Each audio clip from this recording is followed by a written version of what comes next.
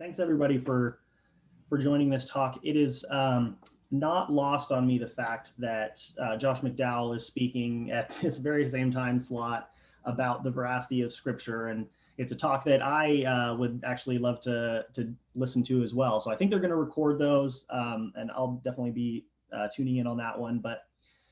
But to me, I guess I have feel a bit of a weight of responsibility with this one. If you're joining my talk, to me that means that this is meaningful for you, that either you yourself, somebody you know, is dealing with doubt, or that perhaps you just recognize that it's a big issue in the Christian faith right now. So no matter what that is, like I said, I feel a bit of a weight of responsibility, and I just appreciate you joining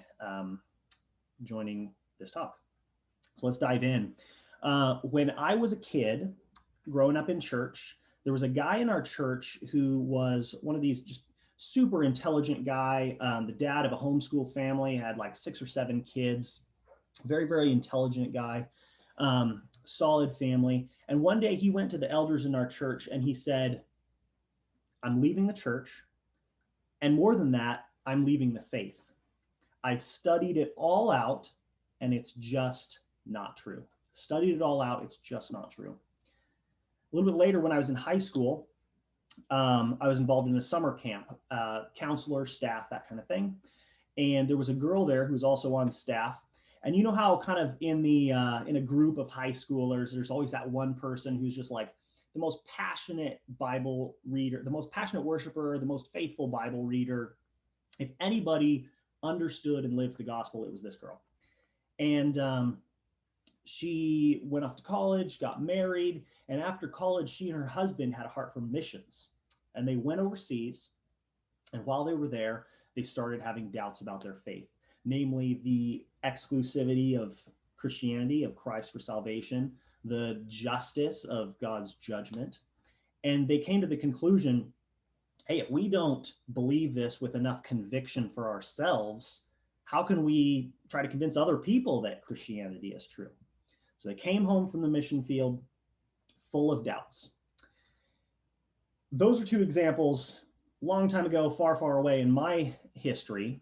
But if you're part of Southwest Hills, the church that has founded the Ambassadors Forum, you may know that we've had this in our church even in the last couple of years. I can think of a dad with a young family who, kind of similar to the guy in my church growing up, studied it all out. It's just not true.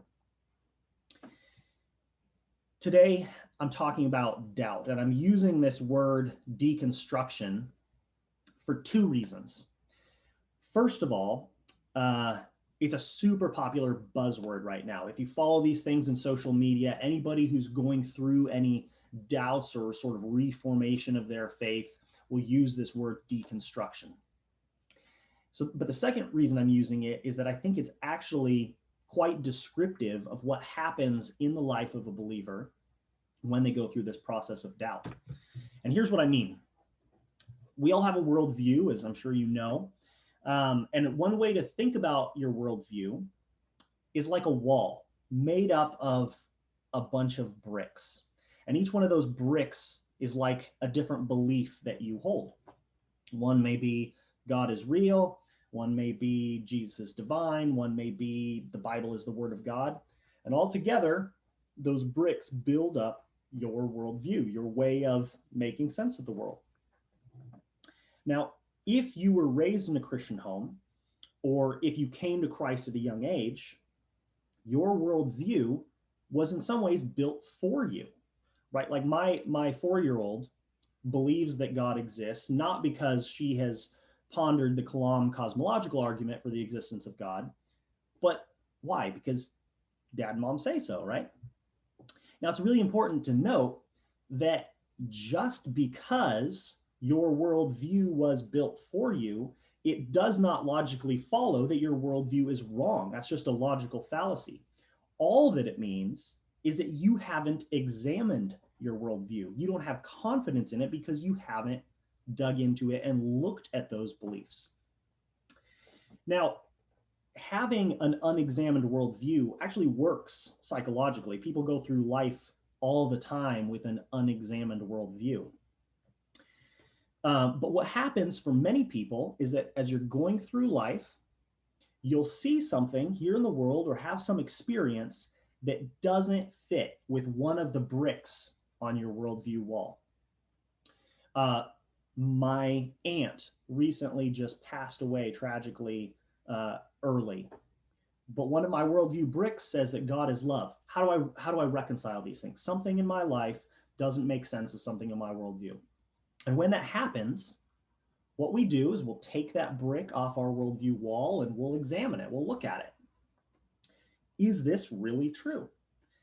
And for many people, though, the next step is rather than resolving that and putting it back on their worldview wall, they'll look at their worldview wall and say, what else have my parents not taught me? What else do I not know? What else is unexamined? And rather than putting that brick back, they'll reach for another and another and another until you've deconstructed your entire worldview and it's lying in pieces. So that's deconstruction. And the reason that we're talking about this today is that this is happening everywhere right now. And I'm not just talking about nominal Easter and Christmas Christians. I'm talking everywhere.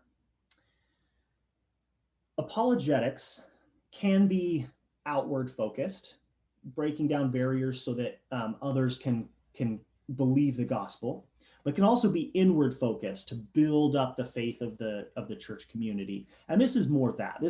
This talk is intended to build up our faith as a church. So my hope today is that if you are struggling with doubt yourself, or if you are a teacher, a parent, know somebody, have a friend who is going through this deconstruction process that I'm describing, that I can give you a framework for how to think about it. I'd like to give you some tools to help you work through it, and finally just some encouragement as we go through this process. What I'd like to start with is what I believe are the 5, I'm calling them off-ramps to the Christian faith. Another way to think about it might be the first doubt triggers, or the first bricks that people will often take off of their worldview wall. But I think these are the top 5, the most common ones. When I go through these, then I think I'd like to look at some real life examples of people who have gone through a deconstruction process and just test these, see if based on their stories, these ring true. And then we'll take some application from there. So again, top 5 most common off-ramps.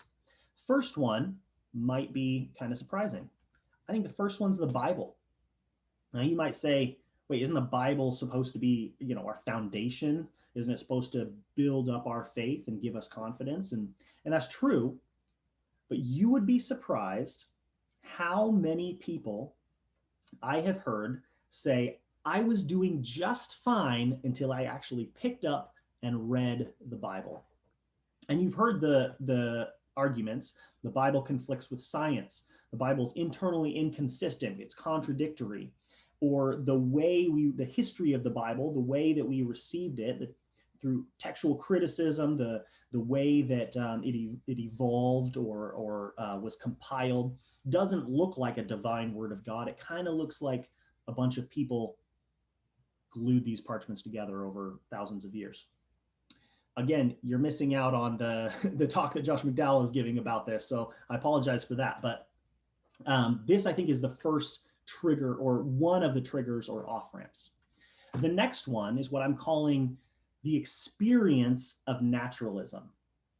Meaning naturalism is the belief that everything we see, touch, feel is all there is. Everything we can experience, that's all there is. And in our lives often, that feels true. Like in the last couple of weeks, how many of you can point to a miracle that you could say, undisputedly, this is a miraculous event from God? It many times feels like naturalism is true. And the second one goes along with it, prayer being not effective. And this one was popularized by Richard Dawkins in the God Delusion, where he looks at these prayer studies. Have you seen these? Where he talks about how they took a group of sick people and they had a control group, and that group did not receive any prayer over them, and they took a test group where they were prayed over, and then they tracked their medical progress from there. And the assertion that Dawkins makes is that there's no statistical difference between those two in terms of medical outcome. Prayer is not effective.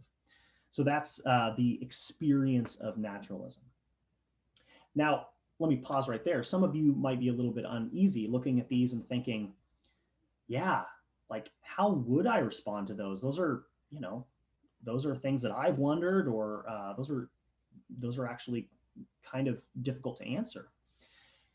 Each one of these should have its own talk. I am not going to be able to, in the course of the next half an hour, go through and provide answers for all of these.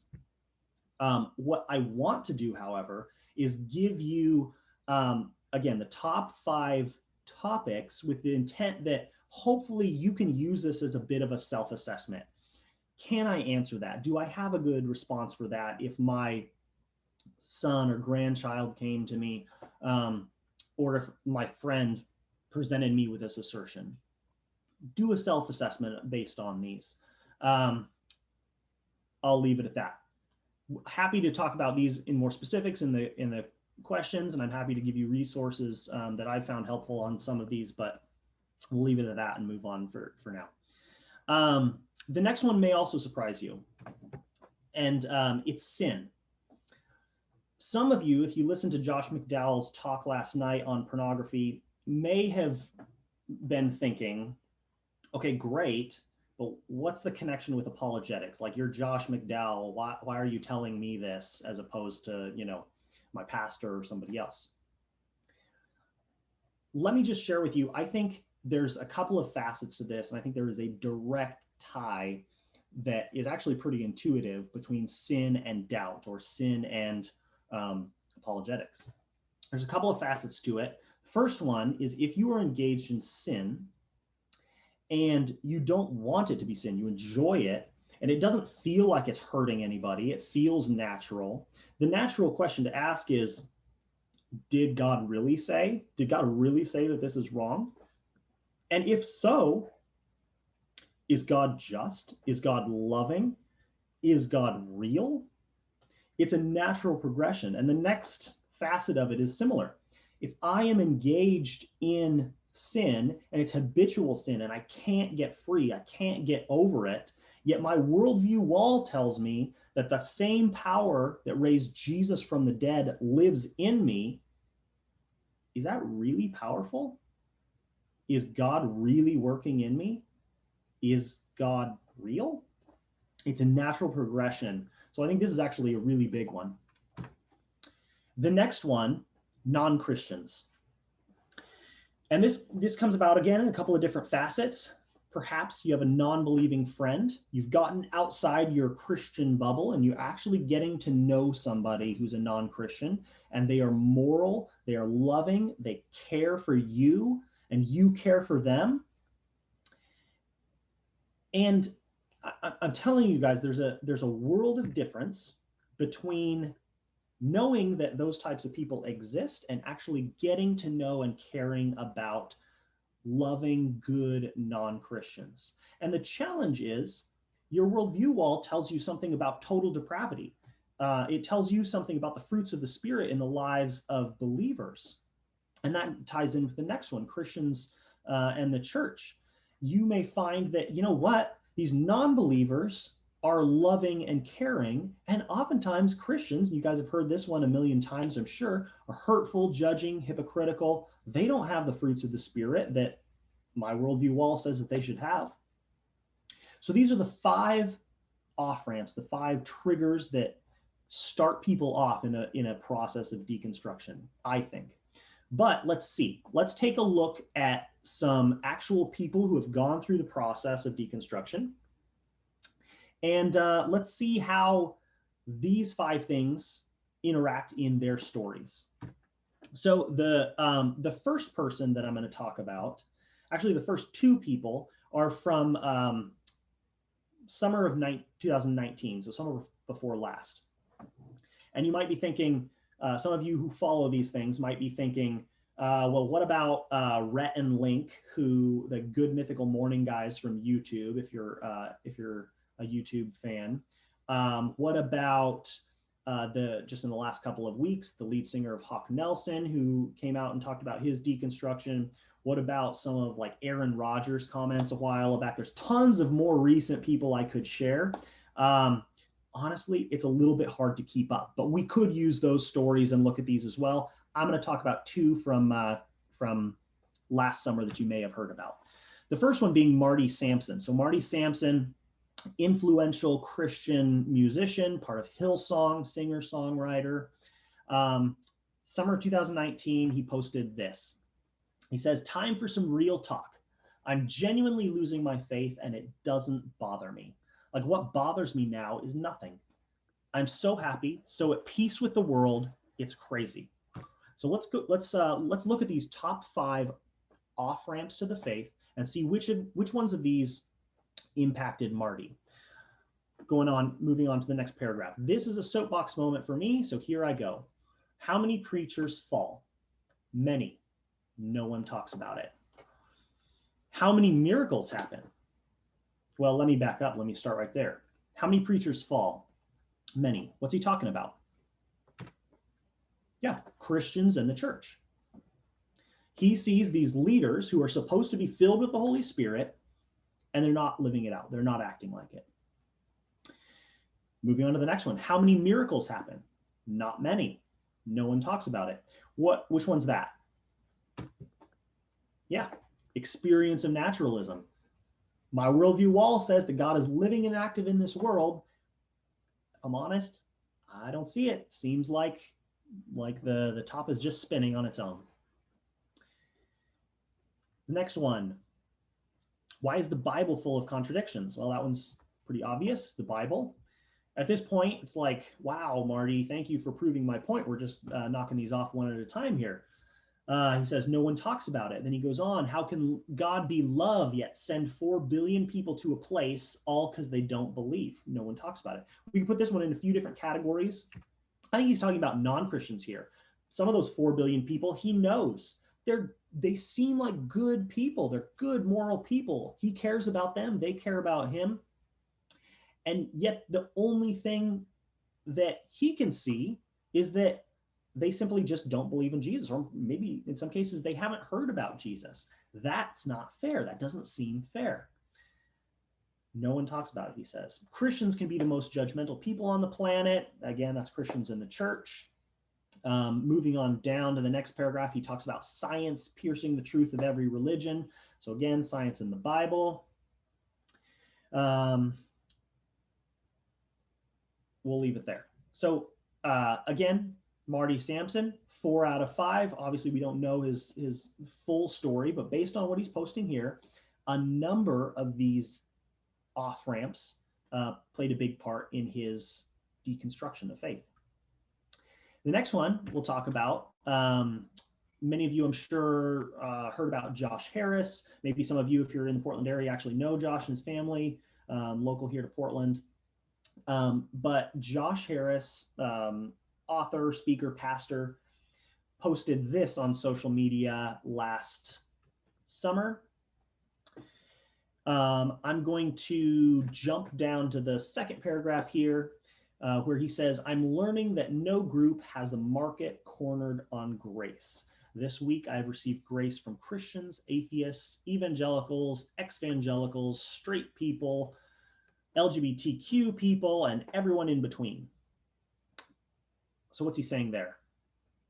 Well, non-Christians. He's gotten outside of Christian church bubble, so to speak, and he's meeting these people.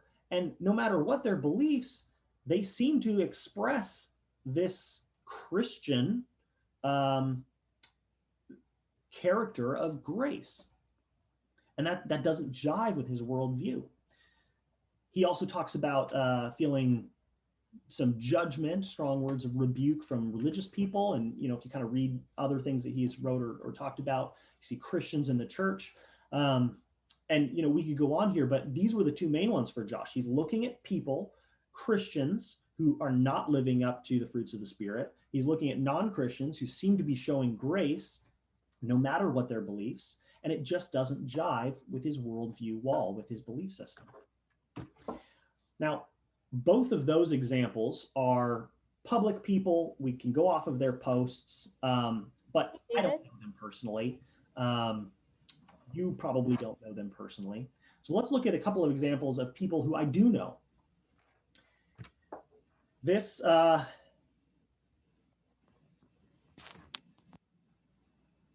sorry, Maddie is sending me a message here saying that sounds like you guys may not be able to read the text. Is that right, Maddie? Yeah, it looks like people are not able to see the full text. Okay. Is it that it's just the text is very small, or does it seem cut off in places? It's just cut off in places. So it looks like the slides, they're like they're like too big, so like they extend out of the screen, so people aren't Okay. able to see Yeah, the full text. part of that might be intentional. Let me keep going, and I'll be sure and talk through and again read out loud the parts of this that I want you guys to take away. If once we get past this section where we're looking at various people's stories, if you still see that, please jump in, Maddie, and say something again. But I'll in the meantime just try to make sure I read out what these guys are saying. Okay. Okay. So again, this is obviously, well, hopefully, obviously, me.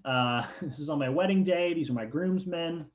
Maybe important to note, oftentimes we think about college as the time when people deconstruct. At this point, everybody in this picture has graduated from college, super strong, solid believers. And we're going to talk about 3 of these people today. And just a quick note, these folks, these guys have been very open and honest and public in their stories. So I'm not going to share anything beyond what they've made public themselves, but we'll go through, again, 3 of these fairly quickly. First one, John, my roommate in college, best man at my wedding. This is what he posted, I guess about 2 years ago now.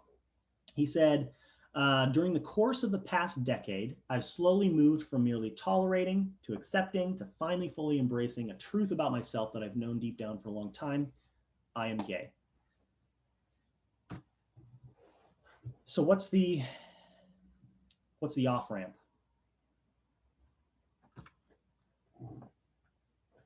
I have to highlight it. And this is not easy for me to say. John was best man at my wedding, best, is my roommate in college. John was my best friend. I love John. Who am I to say this?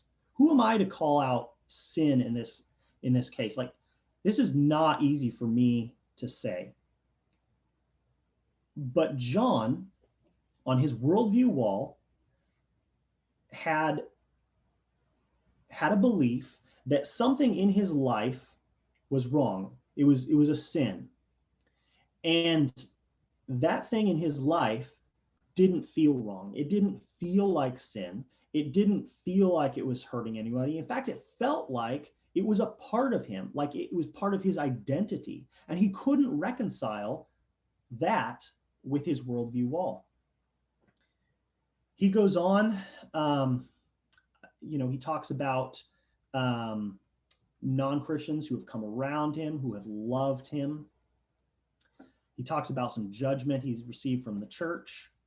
I know the Bible was a big part of his story as well. I'm not going to read his whole post here, but at the very bottom, he talks about some resources that have helped him. And he mentions here this podcast called Almost Heretical. And I'm going to use that as a transition because the next person I'm going to talk about is my really good friend, Nate, who started this podcast called Almost Heretical. So Nate's story is kind of interesting. He grew up here in the Portland area, solid Christian family, solid church. After college, Nate had a huge heart for making an impact for the kingdom. And he joined in ministry with a very, very popular, well-known Christian leader who, if I mention his name, all of you would know who I'm talking about. And they did this really gnarly kind of street mission. It was tough mission work. And over the course of time, this Christian leader really burnt out the people who were working with him. And Nate felt betrayed, let down. He left that ministry, came back here to Portland, and started having these some doubts, deconstructing. And eventually he started this podcast with another friend. And I'm just going to share with you some of the titles of the podcast episodes. And I think that'll be enough that you can kind of see where Nate's worldview has shifted after he deconstructed, where he rebuilt it. So some of them are, is God more tolerant of other religions than we are? Beyond penal substitution, farewell white theology, to hell with hell. So that hopefully gives you an idea of kind of where Nate's reconstruction has led him. And again, his off-ramps, the Christian leader, Christians in the church, not apparently showing the fruits of the Spirit. I know non-Christians, even as he was ministering, had a big impact on him. I know the Bible was a key thing in his decision there. So there you have it. A bunch of people who have deconstructed. These were their off-ramps, but they ended up in massively different areas than where they started. So it's a big deal. This is serious stuff, right? Now you would think that the Bible, if this is as life-altering for a person's spiritual walk, you would think that the Bible would come down hard on doubt, that the Bible would condemn doubt. And I would argue that that's not the case. Yes, there are some warnings. You can think about James, where there's some warnings about doubt. But I would argue that the main theme throughout the Bible of how we should deal with doubt, especially how Jesus dealt with doubt, is twofold: compassion and then a response, namely evidence. And this is what I mean. Here's just a few examples. You remember the story of John the Baptist? So John is in prison. He's hearing about Jesus' ministry, and his worldview wall tells him some things about who the Messiah is. And Jesus' ministry isn't really fitting with that. Jesus isn't really meeting the expectations that really anyone had about who the Messiah was. And so John sends his disciples to Jesus and says to Jesus, "Are you really the one? Are you really the Messiah, or should we look for another?" And Jesus looks at John's disciples and says, "Go and tell John, buck up, buddy. Have some more faith." Is that right? Oh, I think I read that wrong. Jesus actually says to his disciples, to John's disciples, "Great timing. Come watch this." And Jesus does what he does. He preaches the good news. He heals people. He forgives sins. And then Jesus turns to John's disciples and says, "Go and tell John what you hear and see. The blind see, the lame walk, lepers are cleansed, the deaf hear, the dead are raised, and the poor have good news proclaimed to them."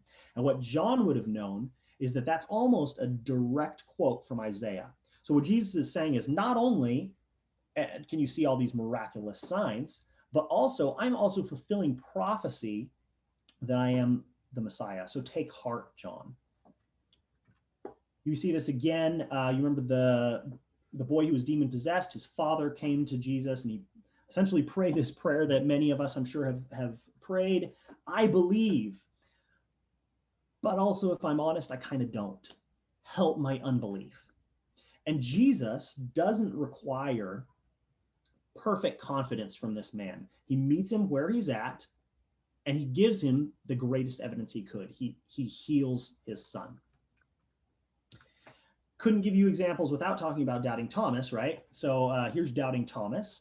You remember the story. Jesus has risen from the dead. He's appeared to the disciples. Thomas isn't there. Later, the disciples are telling Thomas, and Thomas doesn't believe. Unless I see myself, or unless I touch with my own hands, I will not believe. I just cannot believe it. And then Jesus appears and says to Thomas, put your finger here and see my hands. Put out your hand and place it in my side. Do not disbelieve, but believe. So Jesus does command faith from Thomas, but first gives him evidence. He first gives him the evidence that he needs. Now, I don't want to overly paint this picture. The Bible doesn't glorify doubt. It doesn't portray doubt as this good thing, but the theme is compassion and evidence. Now, if that's true, if doubt is not a sin, and I think we can say it's not based on Scripture, then I think that tells us something about the problem, and it tells us something about the solution. As far as the problem goes, I think it tells us that doubt, deconstruction, is not always this constant, this conscious rebellion against God. I think we can believe people who say, as you may have seen in Marty's message, I think you can see people are saying, I just want to know the truth.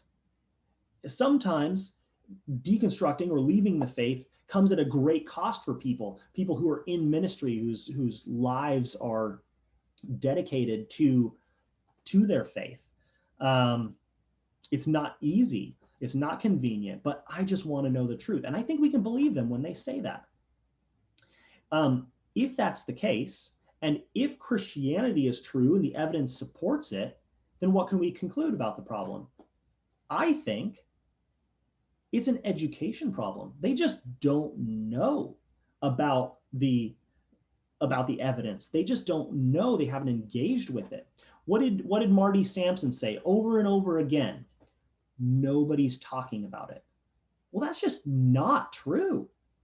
He just hasn't engaged. He's not talking about it. He hasn't examined the evidence. In his defense, I think in the months afterwards, he was more engaged with some experts in those various areas. But I think it's an education problem primarily. Of course, it's not just an education problem. There's an emotional aspect of it. There's a psychological aspect of it. If the Bible is true, we have an adversary. There is a spiritual element to it, of course. But I think in many cases, it's an education problem. So if that's true, what does that tell us about the solution? Well, I think we should do what Jesus did. First of all, compassion, and that's a command out of Jude, right? But secondly, we should provide evidence. We should seek evidence. Bottom line, those who doubt, I think, should pursue faith based on evidence. Or in other words, we should seek to reconstruct our worldview wall, using good answers.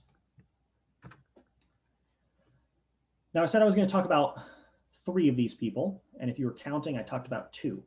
So in the plot twist that no one saw coming, I have to talk about the guy in the middle, because yes, deconstruction was a huge part of my experience as well.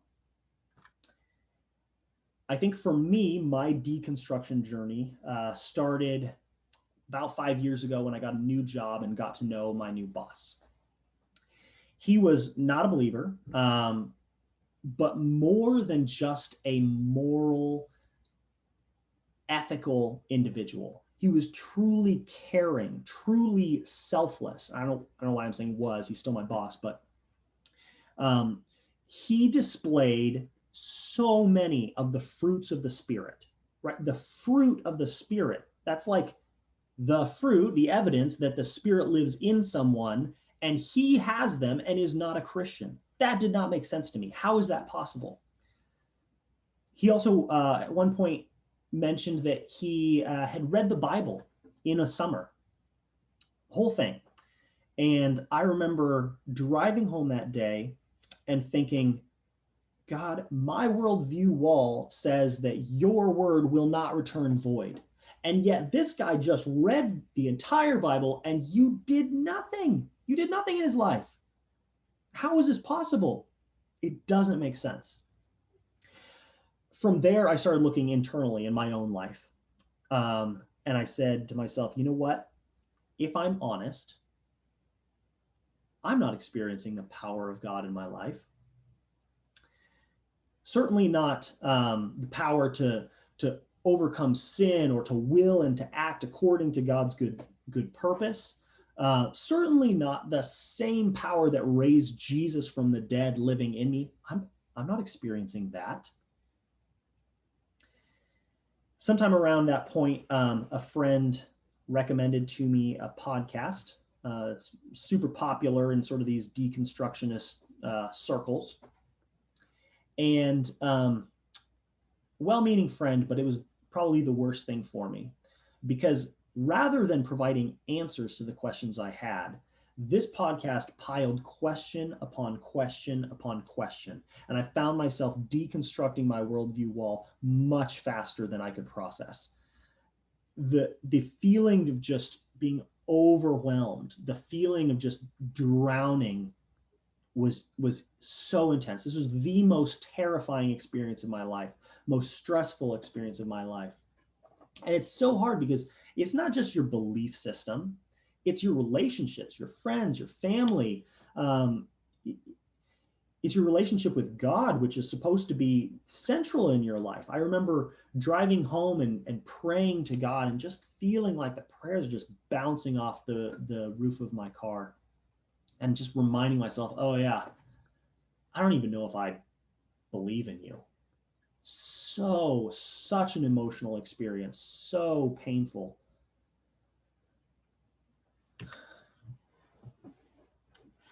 You remember I said,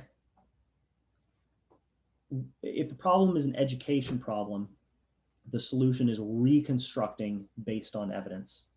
So far in this talk, I haven't given you a lot of real examples. So let me do that here really quickly. One example in my own reconstruction journey.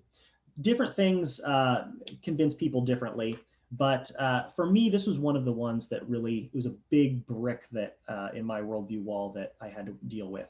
It's this assertion, has to do with the Bible, this assertion that Bible stories, the Bible authors, looked at all of these pagan myths around Israel and essentially just pick and choose to build the stories of the Bible. So the stories of the Bible are just sort of copies of these other pagan myths.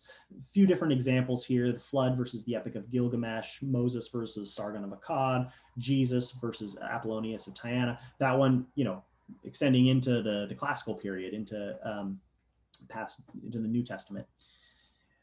And I even found this book online, Bible Myths and Their Parallels in Other Religions.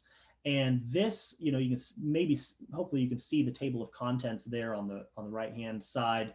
This goes through beginning to end the entire Bible: the creation, the fall, deluge, Tower of Babel, Exodus from Egypt, Jonah. And this is just the first page of the table of contents. It goes through the entire thing. Now, mind you, I didn't actually read this book, but just its very existence shook my faith. What do I do with this?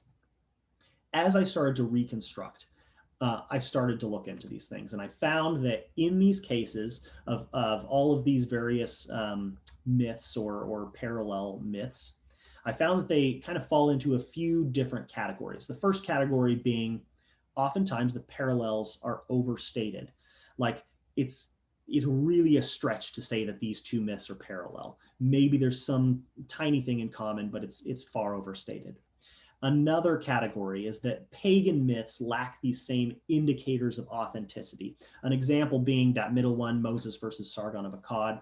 Sargon was a great hero who, yes, was a child put in a basket, put in the river, raised by royalty, and then goes on to be a conquering hero.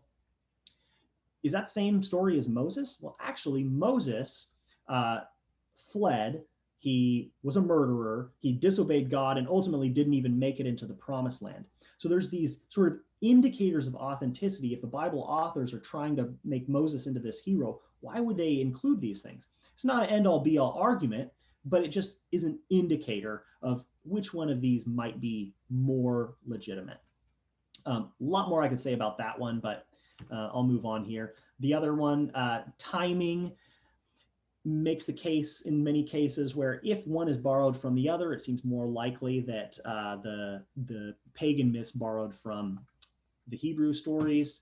And then lastly, the one thing that really sort of clinched this for me was when I heard about this history of religions movement. And I came to find out that in the late 1800s and early 1900s, there was this movement. This was a really popular thing to talk about back then.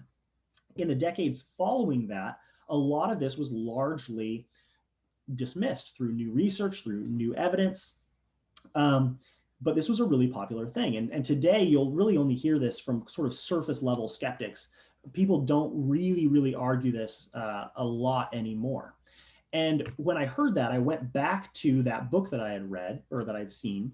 And sure enough, at the very bottom, it was published in 1882, right in the middle of this history of religions movement.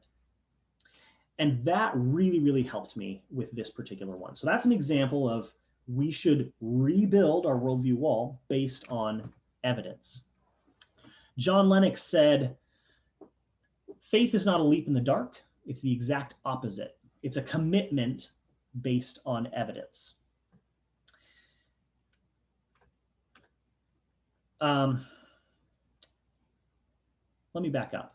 You remember the guy at the very beginning of my talk who said, I studied it all out. It's just not true. In fairness to him, I think he'd say he did this. I looked at all the evidence and it's just not true. I'm not convinced. So what's the difference between his story and mine? Like, where's the disconnect there? If people are honestly seeking the truth and they're looking for the evidence, how could those stories turn out so differently? Three things that I think are really important when we do this reconstruction. The first one is we must reconstruct thoroughly. There's this temptation, if you grew up in the church, when you're reconstructing, to automatically dismiss your original view or think, I already know all the arguments for that. I don't need to focus on that.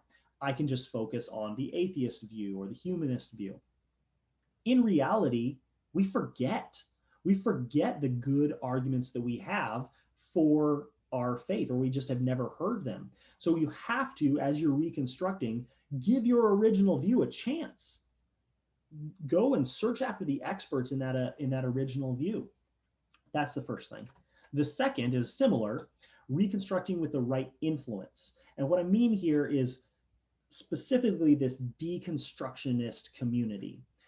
Don't live there.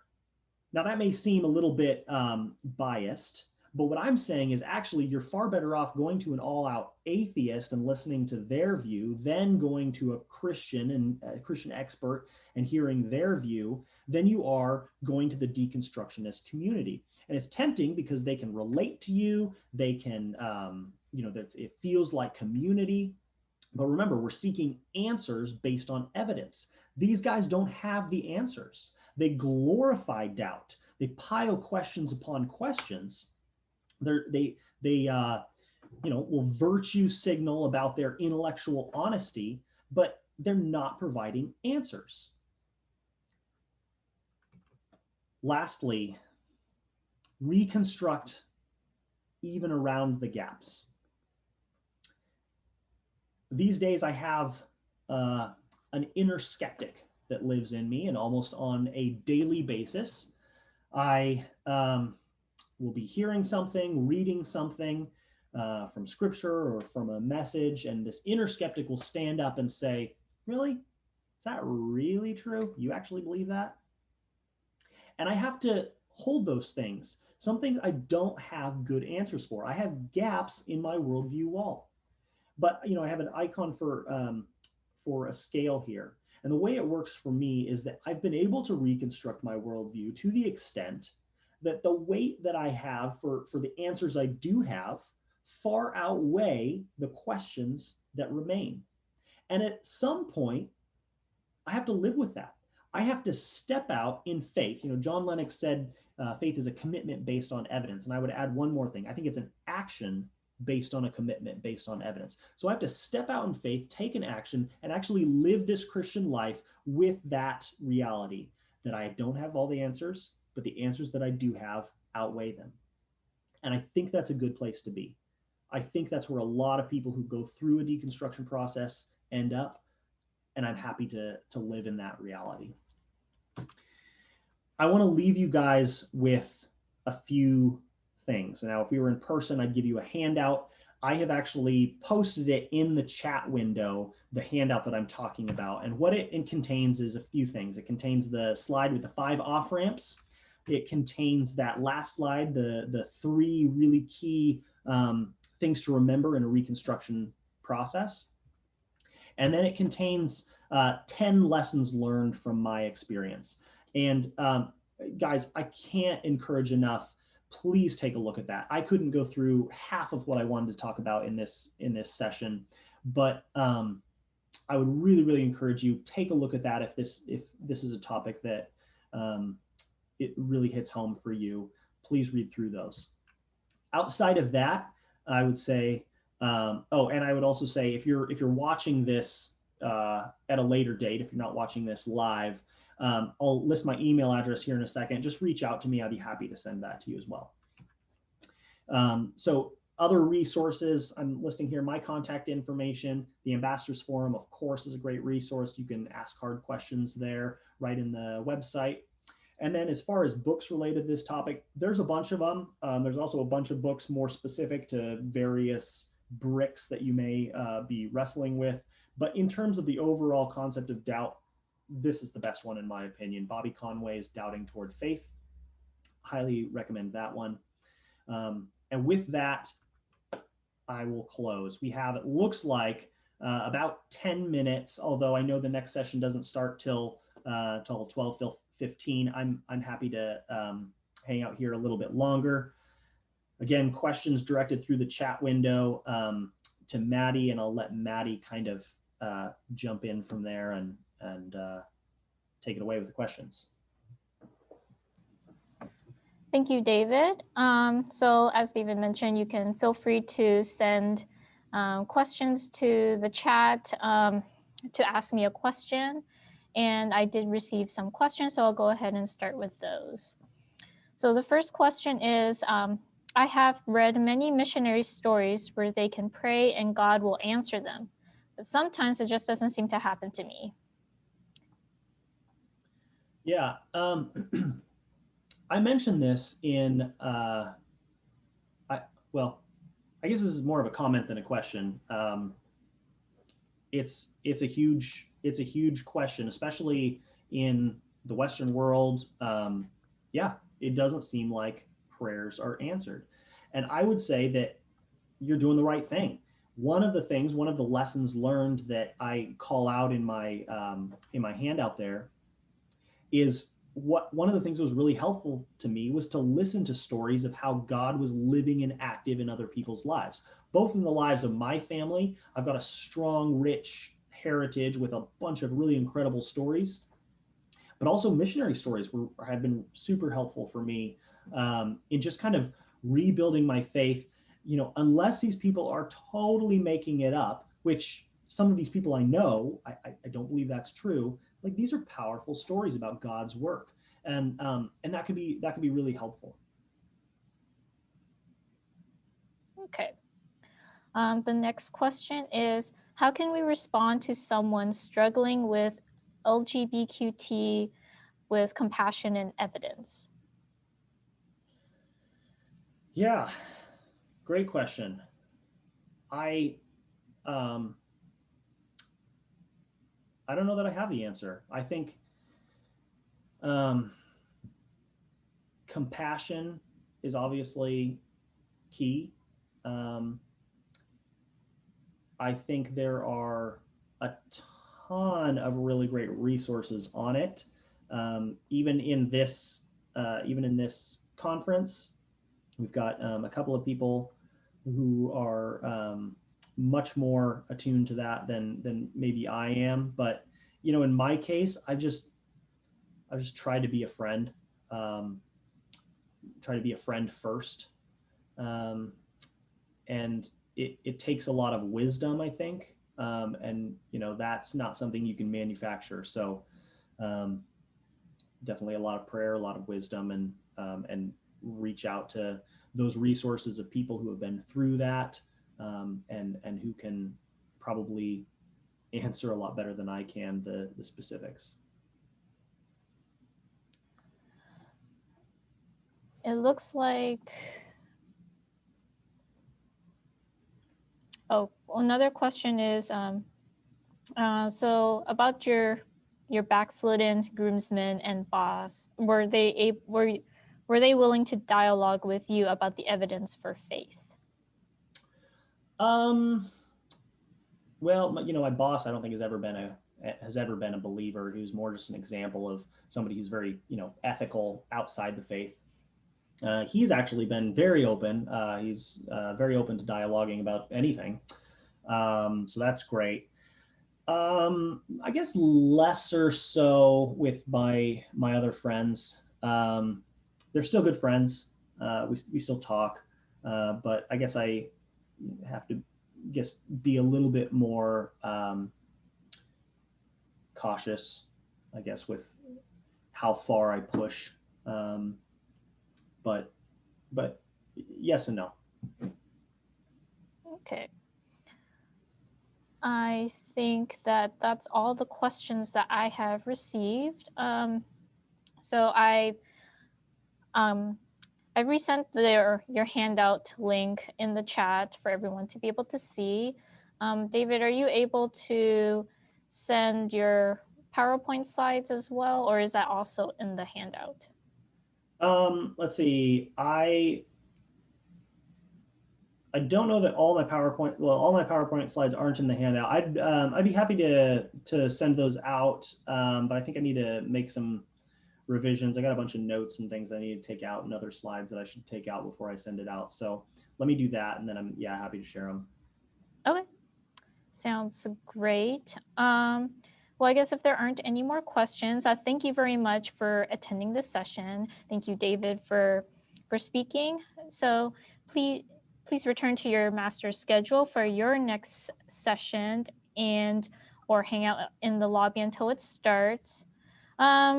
Yeah, and maybe Maddie, just before we go here, again, I have my contact information in that handout. I'll also go back to that slide here, so you have it. If you have a question that you didn't want to share, or maybe we ran out of time, feel free to just send me an email. I'd love to interact with you.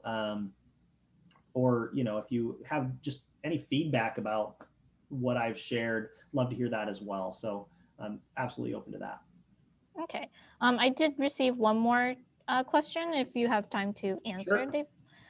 So how do I deal with feeling worse than others who get prayers answered?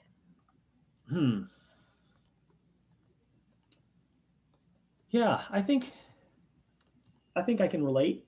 Yeah, I think I can relate a lot to that.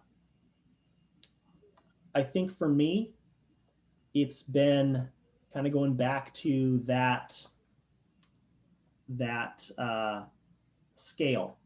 So unanswered prayers. I don't know why all my prayers aren't answered. I don't know.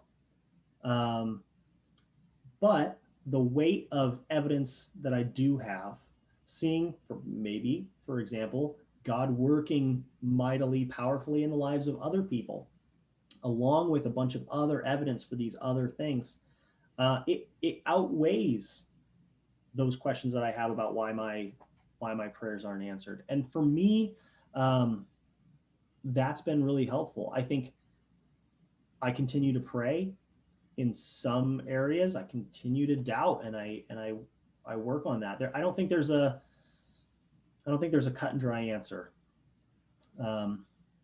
It's gonna, I think, just be part of this Christian life, and we'll struggle through that together. It's it's a great question. And again, I feel like I relate to that really a lot.